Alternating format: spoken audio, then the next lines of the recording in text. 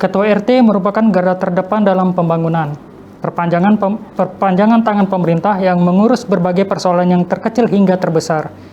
Bukan saja soal pembangunan, terkait persoalan sosial juga ditangani oleh RT. Mulai dari persoalan perselisihan antar warga, sengketa lahan, hingga sampai kepada mengawasi warganya yang terkait dengan pemahaman radikalisme.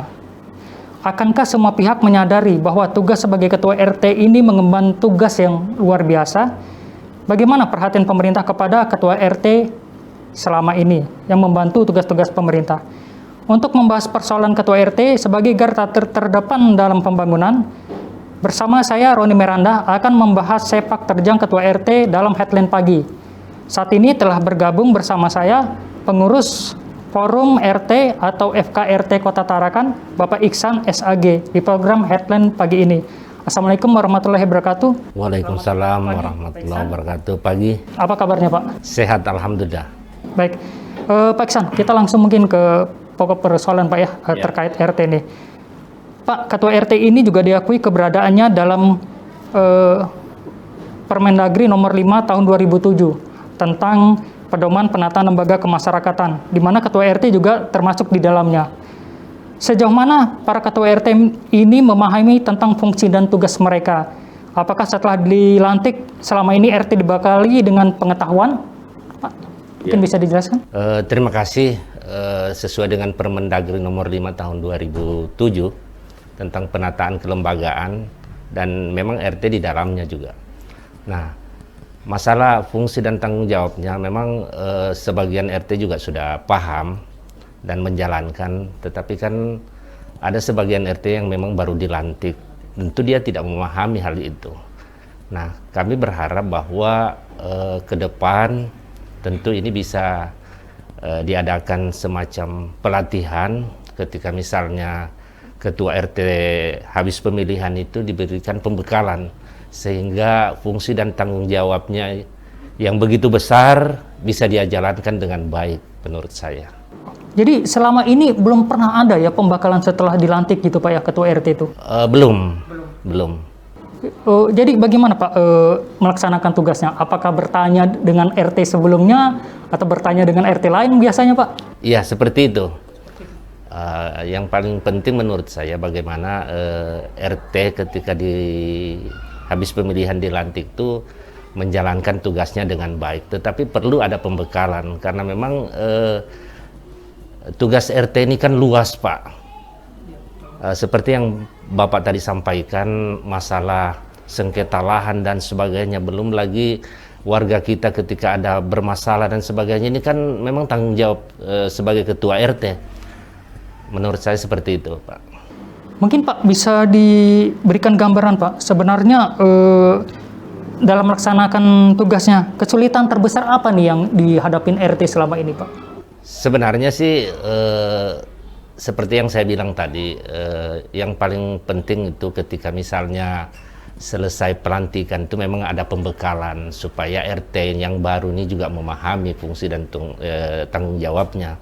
Nah, kaitannya dengan permasalahan yang dihadapi, sebenarnya sih tidak terlalu besar permasalahannya. Yang paling krusial itu ketika misalnya kita diberikan tugas untuk mendata orang-orang miskin dan sebagainya yang memang betul-betul layak dibantu oleh pemerintah, baik dari pusat, provinsi, dan kota. Tetapi yang jadi masalah ketika kita disuruh mendata, kita data warga yang memang betul-betul dan layak dibantu.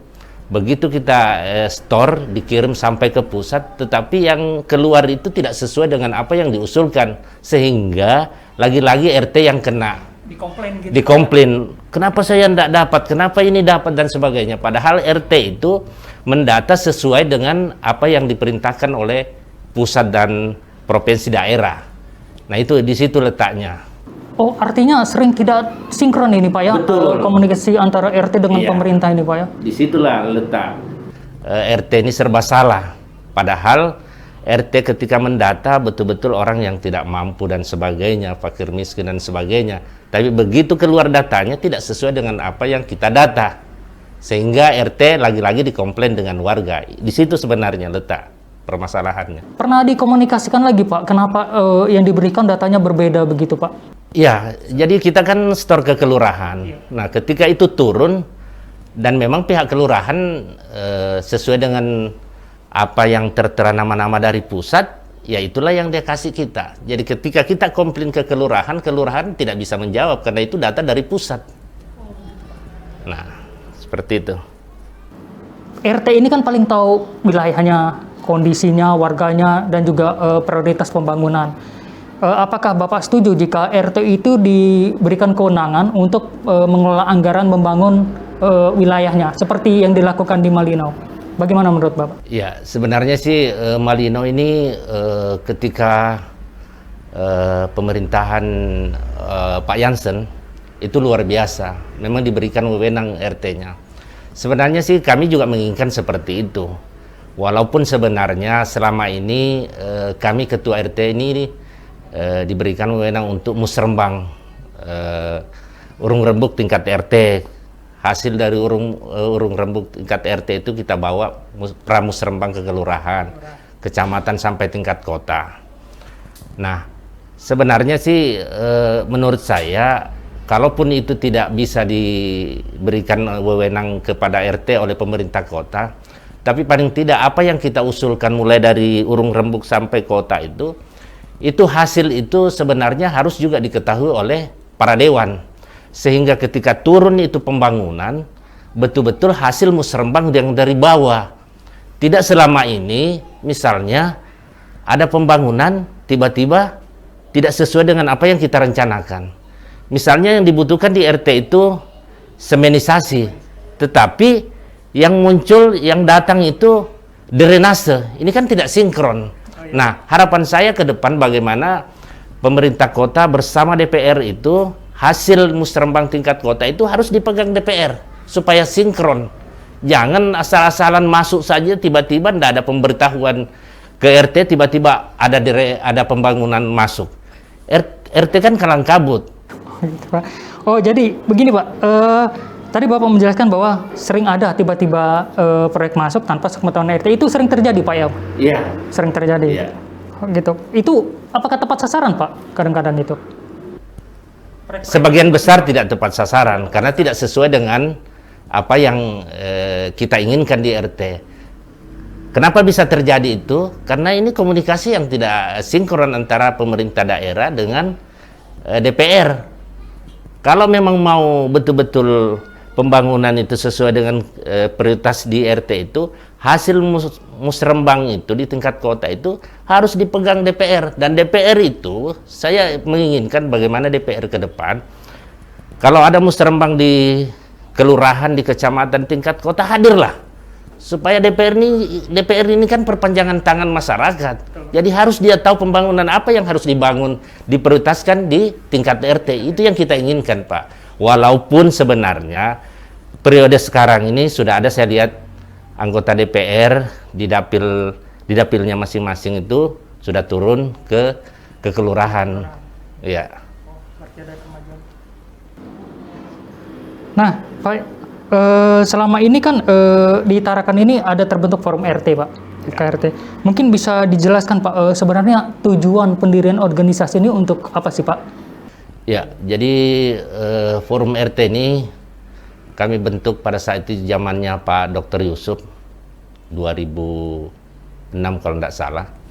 Sampai sekarang memang kita bentuk itu karena kita lihat selama ini yang dari dulu itu kenapa terjadi ribut dan sebagainya itu karena tidak ada komunikasi antara RT dengan RT lain, antara RT dengan pemerintah. Nah, makanya kami bentuk supaya ada komunikasi yang baik. Ketika terjadi hal-hal yang tidak diinginkan, kita RT ini saling mengenal. Karena dulu kan tidak ada forumnya, tidak saling mengenal. Nah, makanya kita bentuk itu untuk mereda ketika ada persoalan-persoalan yang timbul di wilayah RT masing-masing, enak komunikasinya. Itulah tujuannya. Yang kedua, bagaimana forum RT ini ketika ada RT, kendala-kendalanya bisa kita urung rembuk di dalam satu organisasi forum RT yang kita bentuk ini. Oh, baik.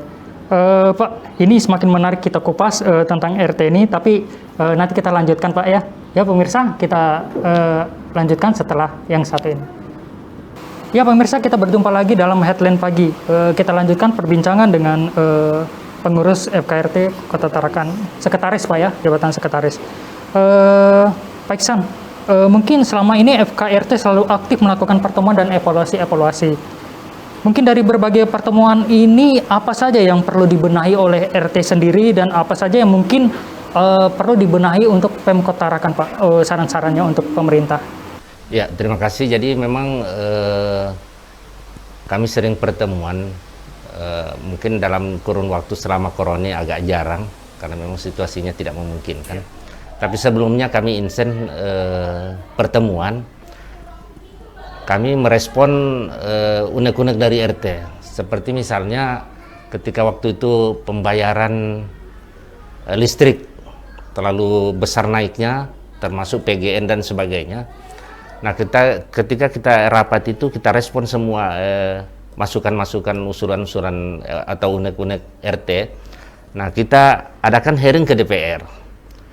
Tetapi ketika kita mengusulkan untuk hearing itu supaya diundang instansi yang terkait. Tetapi kenyataannya ketika kita hearing tidak datang, misalnya dari PLN, terus direktur PGN dan sebagainya, sehingga tidak ada keputusan. Nah, ini yang kami sangat sayangkan ketika kami usulkan untuk hearing, tetapi instansi yang betul-betul bersangkutan itu tidak dihadirkan, sehingga sia-sia pertemuan itu. Nah, ini yang kami harapkan bagaimana ke depan ketika ada unek-unek kami bawa ke DPR, betul-betul direspon dan diundang instansi yang berkaitan, sehingga ada hasil yang bisa kami bawa pulang begitu. Ini sengaja tidak diundang atau memang diundang tidak datang ini Pak? Saya juga kurang tahu. Yang jelas ketika kami menyurat ke DPR itu supaya diundang instansi A, B, dan C. Tetapi kenyataannya begitu kami hadir tidak datang. Dan kami tanyakan kenapa tidak datang. Apakah tidak diundang atau diundang, tidak datang dan sebagainya. Dia bilang diundang, tidak hadir. Saya bilang, ini kan DPR. Masa mengundang begitu dia tidak hadir? Kalau perlu kita jemput sekarang. Nah, itu Pak. Ini sebenarnya keinginannya untuk mendapatkan solusi-solusi sebenarnya Pak ya, untuk ini dengan segera mungkin. Nah Pak, kembali ke Ketua RT Pak. Ini kan perannya sangat besar Pak. Sebenarnya Ketua RT ini kan dipilih dari suara terbanyak ya, masyarakat. Nah, tapi sebenarnya Pak, sosok yang layak dijadikan Ketua RT menurut Bapak harus memiliki kriteria tertentu enggak, selain harus disukai oleh masyarakat? Ya, sebenarnya saya menginginkan ke depan. Kalau selama ini saya lihat kriteria itu kan tidak seragam. Semestinya saya mengharap ke depan pemerintah kota itu harus membuat regulasi yang bagus, sehingga kriteria itu bisa dilaksanakan oleh seluruh kelurahan. Misalnya contoh, pendidikan itu harus minimal SMA. Itu harus wajib. Dia harus berdomisili minimal 2 tahun di situ dan punya rumah. Dia tidak menyewa calon itu dan sebagainya. Dan dia patut dijadikan tokoh masyarakat di sekitar situ. Persyaratan-persyaratan itu harus dibuat oleh pemerintah kota ke depan, sehingga tidak ada lagi RT yang terpilih itu ijazah SD misalnya. Bagaimana mungkin ke depan bisa ijazah SD misalnya, sementara IT ini kan luar biasa. Menggunakan HP saja Android, kalau SD bisa-bisa dia tidak tahu bagaimana menggunakan. Nah, harapan-harapan ini ke depan, bagaimana pemerintah kota itu membuat regulasi persyaratan calon ketua RT ini betul-betul bisa dilaksanakan oleh seluruh kelurahan. Karena saya lihat selama ini kelurahan ini kriterianya A, kelurahan ini kriterianya B. Nah, ini yang jadi masalah ini Pak. Tidak seragam. Kita menginginkan bagaimana satu pintu itu seragam semua Pak. Jadi selama ini belum ada ya Pak ketentuan-ketentuan seperti itu yang diterapkan itu Pak? Sebenarnya ada ketentuan tapi tidak dilaksanakan sesuai dengan ketentuan yang ada. Ya. Yang lainnya pernah Pak Pernah atau tidak Pak Ketua RT ini sering berbenturan dengan penyelenggara pemerintahan seperti lurah, camat, bahkan wali kota sendiri akibat tidak sinkronnya realisasi pembangunan di wilayah RT-nya masing-masing Pak? Iya, jadi ketika misalnya forum RT ini pertemuan kepada teman-teman RT, dia sampaikan unek-uneknya, saya tidak dapat pembangunan tahun lalu Pak Sekjen, begini-begini. Nah, hasil itu kita sampaikan ke pemerintah kota, ke DPR. Kenapa bisa terjadi ini? Padahal janji politiknya Pak Wali Kota, setiap RT itu harus dapat PL minimal 50 juta minimal, supaya ada pemerataan. Tetapi kenyataannya juga 2 tahun yang lalu itu masih ada RT yang tidak dapat. Saya tanya, kenapa ini bisa tidak dapat?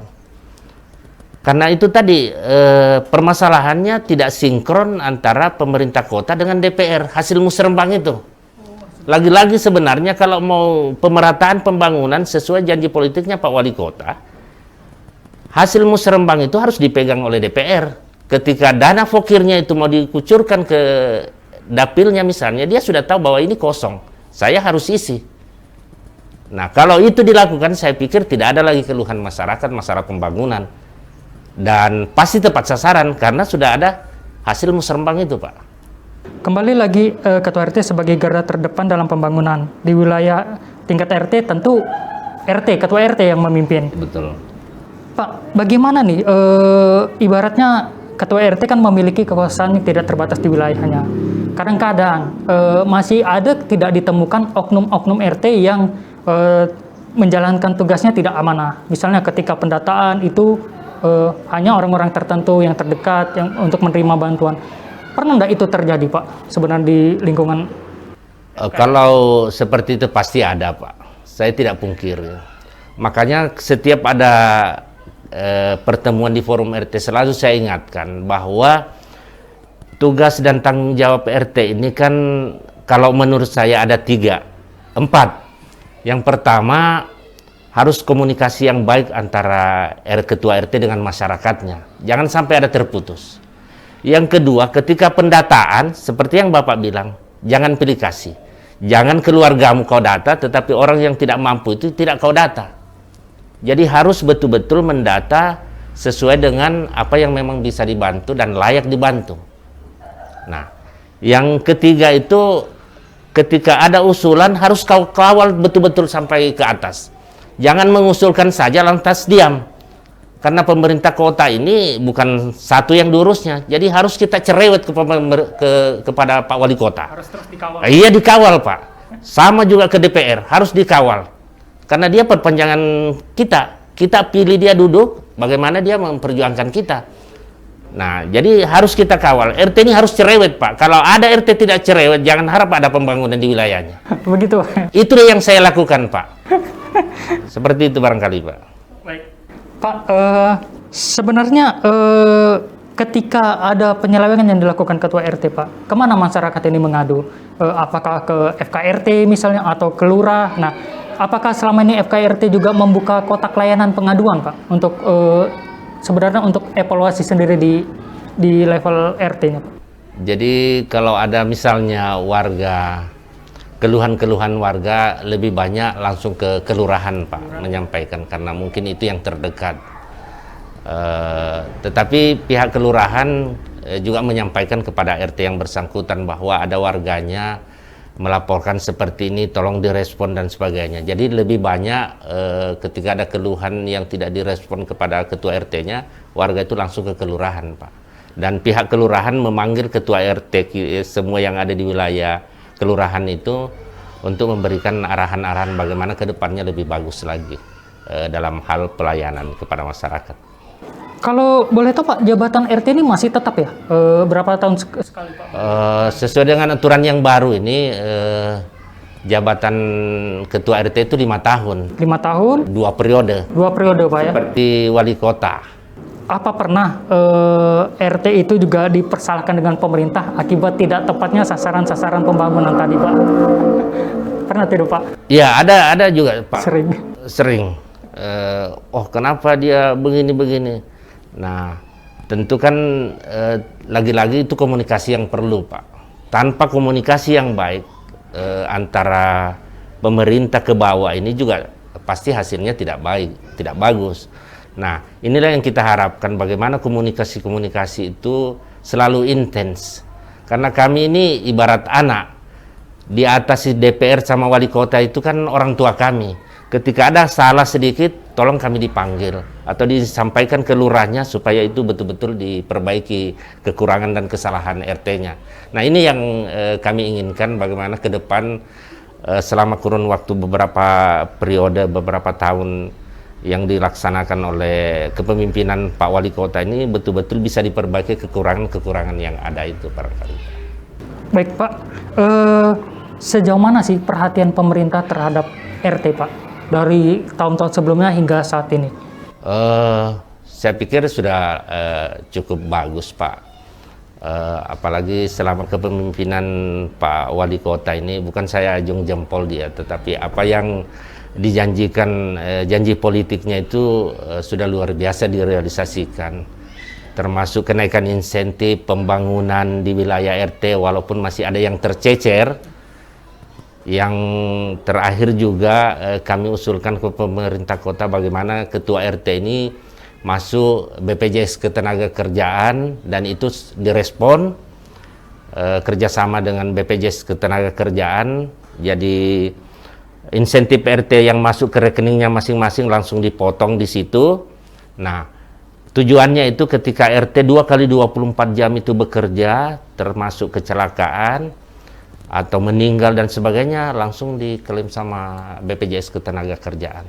Jadi ada beberapa RT beberapa bulan yang lalu meninggal, saya juga sempat hadir menyaksikan klaim asuransi tenaga kerjaannya. Alhamdulillah cukup bagus dan membantu. Artinya dari tahun ke tahun meningkat ya Pak perhatian pemerintah terhadap Alhamdulillah. RT? Dan itu yang saya bilang, kita ini RT harus cerewet karena tugas kita ini kan luar biasa Pak. Mungkin apa sih suka duka selama menjabat sebagai RT nih Pak? Bapak kan pernah menjabat juga, bisa diceritakan Pak? Ya, kalau saya ketua RT ini saya enggak lupa sudah saya berapa periode sudah. Tetapi kalau berbicara dukanya dulu, ketika misalnya ada yang kita usulkan, sudah kita datangi warga bahwa kamu nanti kami usulkan seperti ini sesuai perintah dari atas, ternyata begitu keluar tidak sepenuhnya direspon. Nah, di situ yang jadi rasa agak kesal kita sebagai ketua RT, sementara kita perjuangkan warga yang memang betul-betul membutuhkan tetapi tidak mendapatkan. Di situ yang merasa miris kita sebagai ketua RT, bahwa berarti kita ini tidak mampu menjalankan tugas, walaupun sebenarnya berbicara kesalahannya itu dari atas. Padahal sebenarnya menurut saya apa yang kita usulkan dari pusat itu harus direspon, karena yang tahu itu kita RT. Di pusat itu kan tidak tahu yang mana bisa dibantu, yang mana tidak. Kalau sukanya Pak, ya itulah. Saya sendiri secara pribadi ketika ada kita usulkan itu direalisasikan, pembangunan atau bantuan untuk masyarakat ketika itu terpenuhi, luar biasa Pak. Bangga dan senangnya kita sebagai ketua RT Bang. Artinya berhasil Pak ya memperjuangkan warganya. Alhamdulillah. Pak, mungkin Pak, apa sih harapan Bapak sendiri sebagai pengurus FKRT Pak ya untuk masyarakat dan pemerintah ini? Harapan Bapak? Harapan saya ke depan bagaimana, lagi-lagi saya selalu menyampaikan bahwa komunikasi yang paling penting Pak. Ketika ada usulan kita dari bawah ke kelurahan, ke pemerintah kota, ya secepatnya harus direspon. Jangan sampai itu berlarut-larut, karena RT ini bukan satu yang mau dikerjakan Pak, banyak. RT itu 2 kali 24 jam harus standby. Yang diurus itu mulai dia lahir, anaknya, sampai meninggal, kita semua yang ngurus Pak. Jadi memang pemerintah ini harus betul-betul bisa melihat kinerja RT. Nah, saya berharap ke depan, karena ini juga selalu bertanya-tanya teman-teman RT ke depan ini, bagaimana Pak Wali Kota ini bisa menaikkan insentif ketua RT, sebagaimana juga janji politiknya Pak. Walaupun sebenarnya dari kemarin itu waktu dia naik dari 750 sudah dikasih naik 1 juta. Nah, ini kan masih ada janjinya. Ini yang dikejar RT-RT. Selalu dia sampaikan sama saya. Oh, Pak Ihsan bagaimana? Pak Ihsan sebagai sekjen sudah nggak kasih tahu Pak Wali bagaimana janji politiknya? Ini tidak lama 2024 ini. Nah, saya juga nanti akan menyampaikan Pak Wali Kota bagaimana supaya ini juga direspon sesuai dengan janji politiknya. Nah, termasuk juga Pak Gubernur. Pak Gubernur waktu juga menyampaikan seperti itu dari tim suksesnya, bahwa nanti kalau dia naik, dia akan menaikkan insentif RT, membantu insentif RT 500 dari provinsi. Tapi sampai hari ini juga belum ada realisasinya. Bahkan kami sempat ketemu mengusulkan bagaimana Pak Gubernur itu silaturahmi kepada forum RT. Tapi sampai sekarang juga belum direspon. Saya tidak tahu apakah karena dia sibuk atau bagaimana, tapi paling tidak komunikasi yang penting, Pak. Karena saya sebagai sekretaris forum RT beberapa kali juga menyampaikan. Tapi sampai sekarang juga belum ada hasilnya. Nah, inilah yang dituntut Ketua RT sama saya. Oh, Pak Sekjen, kapan kita sosialisasi sama Pak Gubernur? Saya bilang, saya sudah berapa kali menyampaikan, tapi belum direspon. Belum ada barangkali waktunya, mungkin seperti itu, Pak. Tapi besar harapan para ketua RT untuk bertemu Pak Gubernur. Oh iya, untuk Pak. mendiskusikan Betul, tentang berbagai pembangunan. karena RT ini kan bukan hanya Tarakan saja, tapi kan 5 kabupaten kota di bawah naungan Provinsi Kalimantan Utara.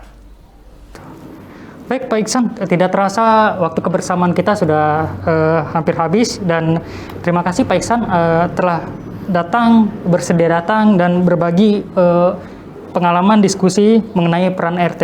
Kita berharap dari pembicaraan kita tadi, masyarakat dan pemerintah bisa lebih mengerti tentang peranan RT yang begitu cukup besar, dan pemerintah juga mendukung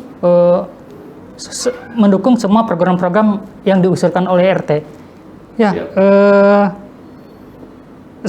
ya pemirsa, sampai di sini dulu perjumpaan kita. Kita akan bertemu dalam headline pagi berikutnya dengan tema yang lebih menarik lagi.